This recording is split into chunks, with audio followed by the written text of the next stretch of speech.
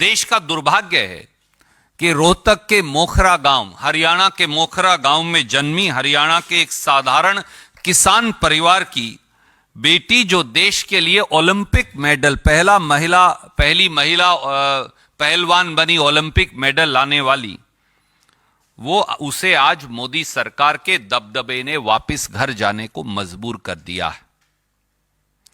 देश की पहलवान बेटियां, मेरे साथ ही विजेंद्र सिंह भी बैठे थे उनके साथ, 39 दिन तक जंतर मंतर पर देश की संसद पर दस्तखत देती रही, सिसकती रही, रोती रही, न्याय की गुहार लगाती रही। पर प्रधानमंत्री जी, गृह मंत्री जी और खेल मंत्री जी ने उन्हें न्याय देने की बजाय उनको भाजपा की दिल्ली पुलिस के जूतों से कुचलवाया और सड़कों पर घसीटवाया। यह हाल तब था जब महिला पहलवानों ने खुद न्याय की गुहार देश के प्रधानमंत्री, गृह मंत्री और खेल मंत्री से लगाई थी और आखिर में सुप्रीम कोर्ट जाना पड़ा।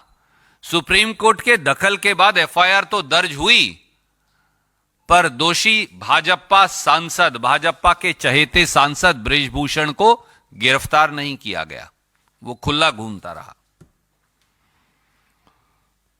इससे बड़ी राष्ट्रीय शर्म की बात क्या होगी कि पूरी दुनिया में देश का नाम रोशन करने वाली पहलवान बेटियों और पहलवान खिलाड़ियों को अपने मेडल गंगा मैया में बहाने पड़े।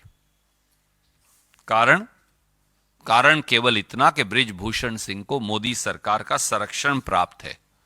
और यह केवल भारतीय कुश्ती संघ नहीं, BCCI, board of control of cricket in India समेत सारे संघों पर, खेल के संघों पर भाजपाई नेताओं का आज कब्जा है। मोदी जी तो कहते हैं कि खेल संघों को राजनीतिक हस्तक्षेप से छुट्टी दिलवा दी, पर सच्चाई इसके विपरीत है। साथियों, क्या मोदी सरकार को इस देश में एक भी महिला खिलाड़ी पहलवान नहीं मिली, कोई एक भी सज्जन व्यक्ति नहीं मिला जो भारतीय कुश्ती संघ का अध्यक्ष बन सकता था, चुना जा सकता था? अगर यही आलम रहा तो इस देश की बेटियां और उनके अभिभावक, उनके माता पिता और परिवार किस पर विश्वास कर अपनी बेटियों को खेलने के लिए भेजेंगे? यह अत्याचार साक्षी मलिक के साथ नहीं, यह अत्याचार विनेश फोगाट के साथ नहीं, यह अत्याचार विजेंद्र बॉक्सर और इन जैसे अनेक काबिल खिलाड़ियों के साथ नहीं। यह अत्याचार, इस अत्याचार ने देश की करोड़ों बेटियों की उम्मीद तोड़ दी है और इसके लिए सीधे मोदी सरकार जिम्मेवार है। देश की बेटियों के सवाल ये भी हैं, मोदी सरकार चुप क्यों है? देश की बेटियों के सवाल ये भी हैं, देश की संसद अब किसान की बेटी, पहलवान बेटियों के अपमान पर चुप क्यों है? देश की राष्ट्रपति, जो खुद एक महिला हैं, वो एक शब्द क्यों नहीं बोल रही? देश के प्रधानमंत्री एक शब्द क्यों नहीं बोल रहे? देश के लोकसभा और राज्यसभा के सभापति महोदय एक शब्द क्यों नहीं बोल रहे? और देश का खेल जगत और उसकी नामी गिरामी हस्तियां वो चुप क्यों हैं? तो क्या मान लिया जाए कि अब इस देश में दबदबा, डर, भय और अन्याय ही न्यू इंडिया का नॉर्मल है?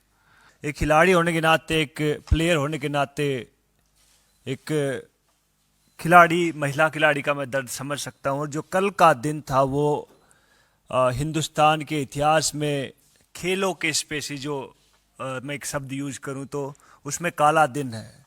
एक ओलंपिक मेडलिस्ट रिटायरमेंट ले लेता है कि उसको, उसके साथ सेक्सुअल हरासमेंट हुआ, उसके लिए उसने फाइट की, उस फाइट में वो हार जाती है और उसको सरकार की तरफ से कहते हैं कि उसको कोई न्याय नहीं मिलता और उसके बाद में उसको रिटायरमेंट लेना पड़ता है, तंग होके, दुखी होके, परेशान होके।